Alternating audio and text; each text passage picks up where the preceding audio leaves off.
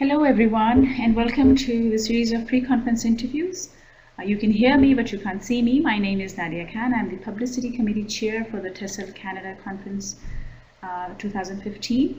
Today we have with us here Valerie Baggaley. Valerie is an ELN instructor at Valerie College, and here she works with ESL Literacy learners. Welcome to this interview, Val. Thank you, Nadia.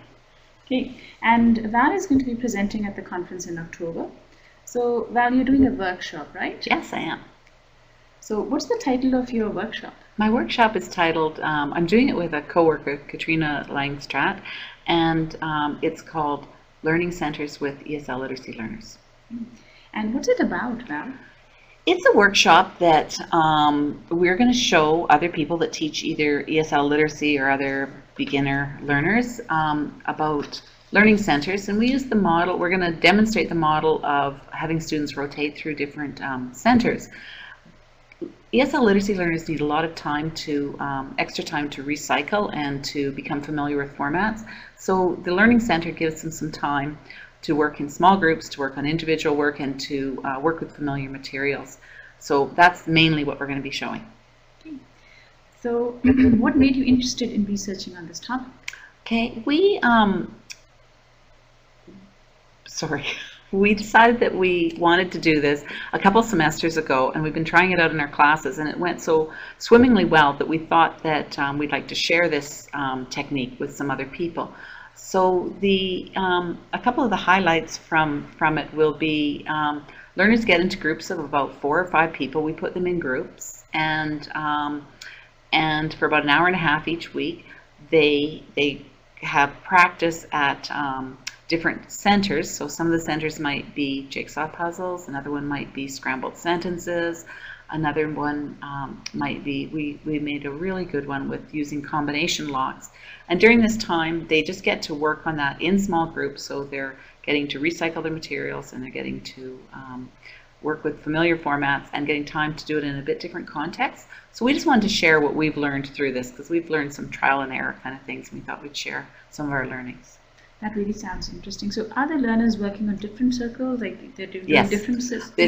And we put them in groups, and they have to go up and find their number and find their group they started, and they have about 10 minutes per group, and they rotate with the same people. So after 10 minutes, we flick the lights and we tell them to change, and they move to the next station.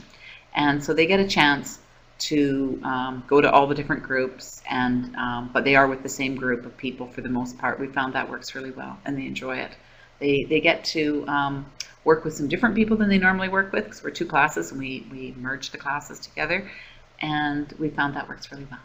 So what are some of the key points of your presentation or your workshop that you find fascinating?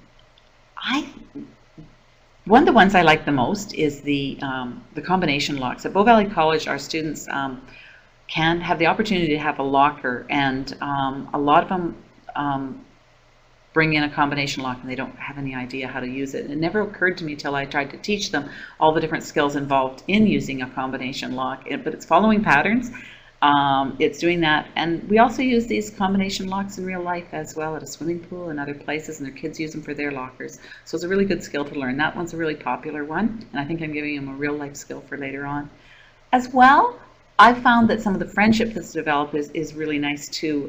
Often we have more women than men in our classes, and so we might make a men's group that just work together. We meet young men's group one time, just because between the 2 of us, we had like 5 men that were between the age of 18 and 23, and we thought they should get to work together, because often they're working with older women in the class, and we just thought it might be fun to have them work as a group. And sure enough, when we were doing participation in some groups, one of the things that we played was the game Trouble, and the other women were calmly playing it. When the guys got to it, the young men got to it, it was a much rowdier game. I thought, that's what the game of Trouble, all that racket, but they loved it, and it's fun to see friendships bonding and learning happening, and just a bit different environment.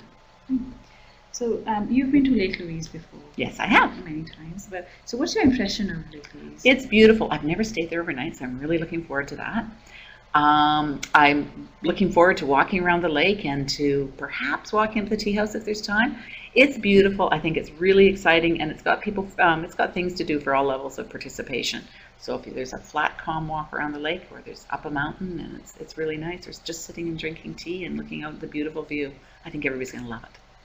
So what other presentations are you looking forward to at the TESOL Canada conference? Oh, there's some really exciting ones. There's one by Elsie Johnson about her wordless books, and it's about the PBLA and literacy and listening skills, which I think it's called Is Anybody Listening? And it looked really good. Teresa Wall, another ESL literacy instructor from CWA, is doing one on working with struggling ELL learners, and I think that sounds really neat. There's many on the PBLA, and I'm looking forward to, what I really like is getting together with a lot of other people that teach literacy. We often don't get the time to talk together and to talk about these things, so it's really exciting seeing all the presentations that really are on literacy. Thank you so much, Val. Thank you for doing this interview with us. Thanks, Nadia. Thanks for your time.